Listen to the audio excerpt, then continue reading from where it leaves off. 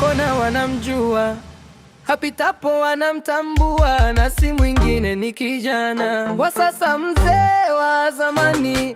Kijana ni mkalimu na anapenda. Mzasiri nakwenda huku. Mzasiri nakwenda huku. Kijana wa mzaa kesho nimetulia hapa. Yaani wewe mtoto mchukufu sana. Unaanza kucheza huko, unaanza kukaa nyumbani hapa.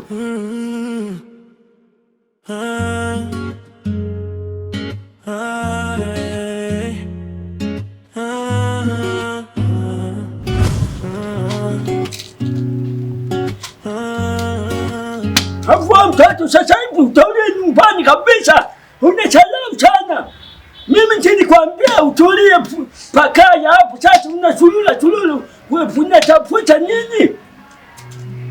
Huyu tunamuita mzee asili, mzee wa zamani, anapendwa watu.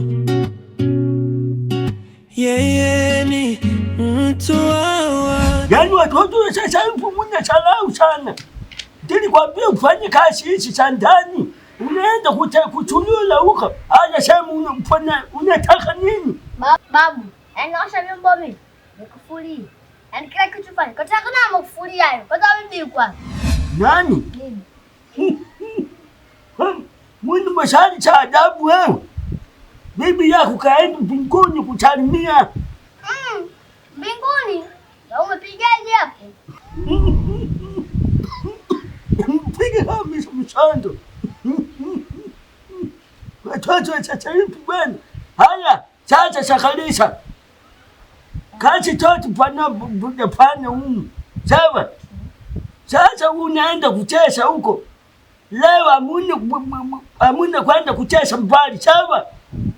Msikiliza. Mimi sina kucheza sasa. Mimi cheza hapa sasa huko mbali. Kwenye samadi.